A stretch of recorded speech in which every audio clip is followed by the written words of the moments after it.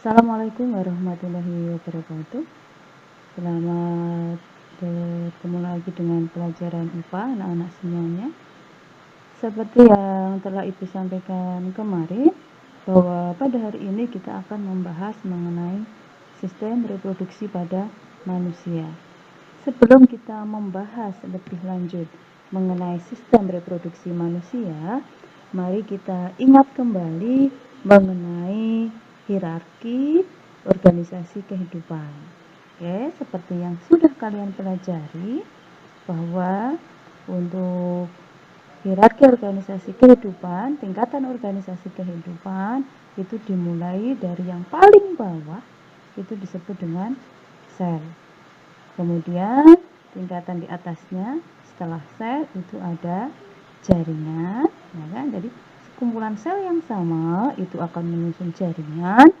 Kemudian jaringan yang memiliki struktur dan fungsi yang sama akan berkumpul menyusun organ.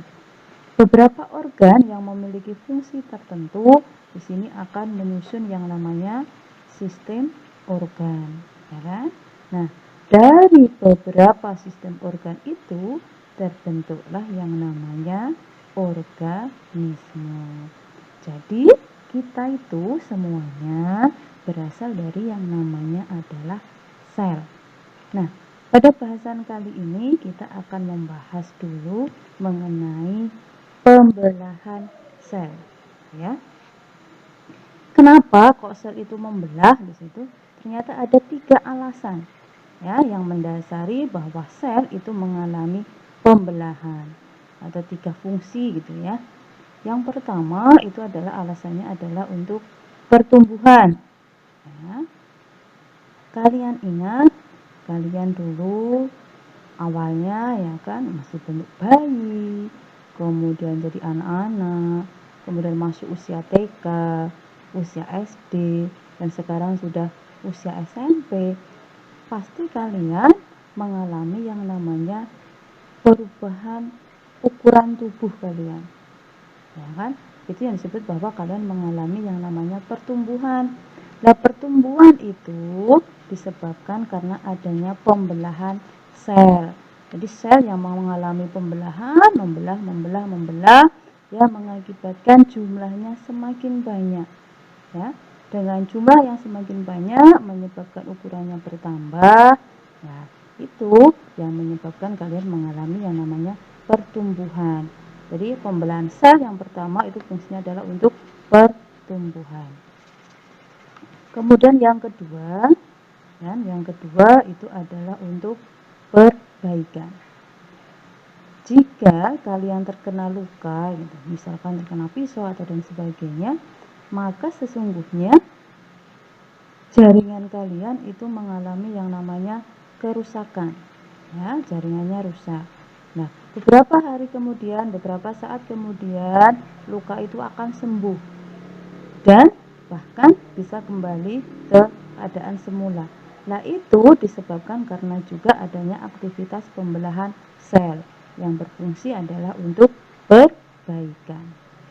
Kemudian alasan yang ketiga itu adalah untuk reproduksi.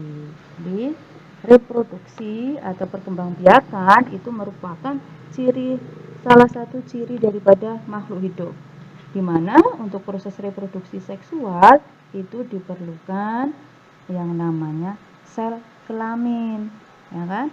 Ada sel kelamin jantan, ada sel kelamin betina. Yang namanya sel kelamin itu proses pembentukannya diawali melalui proses pembelahan sel. Jadi itu fungsinya adalah untuk reproduksi, ya. Jadi sekali lagi, alasan sel mengalami pembelahan itu adalah untuk pertumbuhan, perbaikan, dan juga reproduksi. Oke, itu ya untuk pembelahan sel.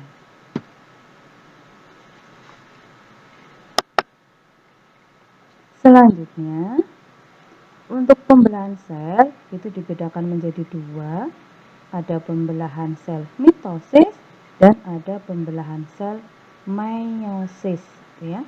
Bedanya apa? Bisa kalian lihat di sini. Perbedaannya adalah kalau itu untuk mitosis, itu dia terjadinya adalah pada sel-sel tubuh atau sel somatik pada makhluk hidup. Sedangkan kalau meiosis itu terjadinya adalah pada organ kelamin. Selanjutnya, kalau pada mitosis itu dihasilkan sel anak yang mempunyai kromosom dengan jumlah yang sama dengan induknya, yaitu 2N atau disebut dengan diploid gitu ya.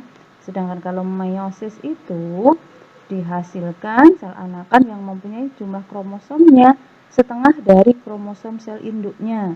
Jadi kalau sel induknya itu 2N, maka dari meiosis itu dihasilkan anaknya adalah N atau haploid gitu ya.